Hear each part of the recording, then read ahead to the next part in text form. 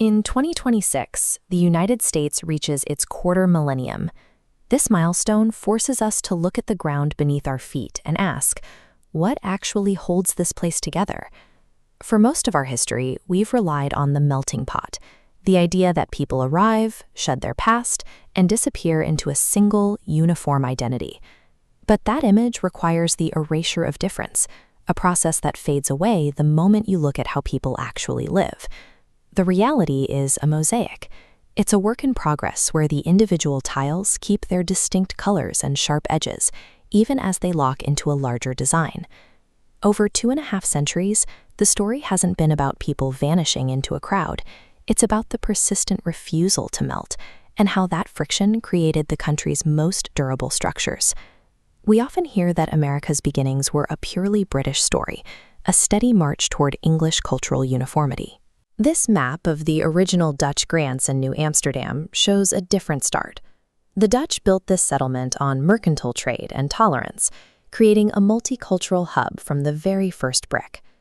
Early German settlers added to this by establishing their own bilingual schools, while French communities brought civil law traditions that stood apart from British norms. Even at the start, American identity was a negotiation between varied cultures.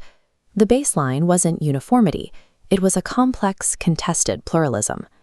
This early pluralism coexisted with a brutal contradiction.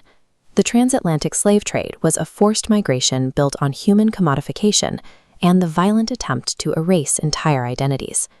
Yet under the weight of total systemic oppression, enslaved Africans actively resisted the loss of their heritage. They preserved complex polyrhythms, innovated spirituals, and applied sophisticated agricultural expertise, like advanced irrigation for rice, weaving their knowledge into the literal bedrock of American wealth.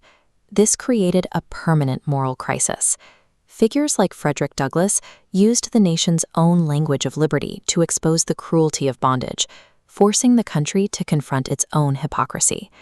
Leaders like Sojourner Truth relentlessly demanded that the United States live up to its promises of universal human rights. By refusing to be erased, African descendants forged an essential and undeniable pillar of the American mosaic. By the mid-1800s, the mosaic expanded again. Millions of Irish refugees arrived to escape a devastating famine, alongside German 48ers fleeing political collapse.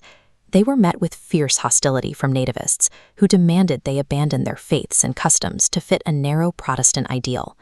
Instead, these groups built protective enclaves. They understood that their survival depended on keeping their distinct tiles in the pattern. They built the canals and the railroads, but they also built visible statements of their presence, like the massive spires of St. Patrick's Cathedral. These waves proved you could power the nation's economy while fiercely protecting your cultural soul. At the turn of the 20th century, millions more passed through the golden door of Ellis Island. They faced intense legal and medical scrutiny, a grueling test of resilience before they were allowed to enter the mainland. Those who passed did not disappear. They populated neighborhoods like Little Italy and the Jewish Lower East Side. These streets became a vital cultural infrastructure, keeping Old World traditions and languages alive within a New World economy. By protecting themselves from erasure, these enclaves injected a permanent, varied lifeblood into the fabric of American cities. Approaching our 250th year, the original idea of the melting pot looks less like a description and more like a wish for a simpler story. But unity hasn't come from shedding our pasts. The real strength is in the layers, the way individual tiles hold their edges while forming a coherent whole. In this mosaic, you don't have to surrender who you are to belong to the collective. Migration isn't a threat to the American identity. The continuous, overlapping process of migration is the identity. Past the 250-year mark, this unlocks the future, welcoming new shores and adding distinct tiles to a never-finished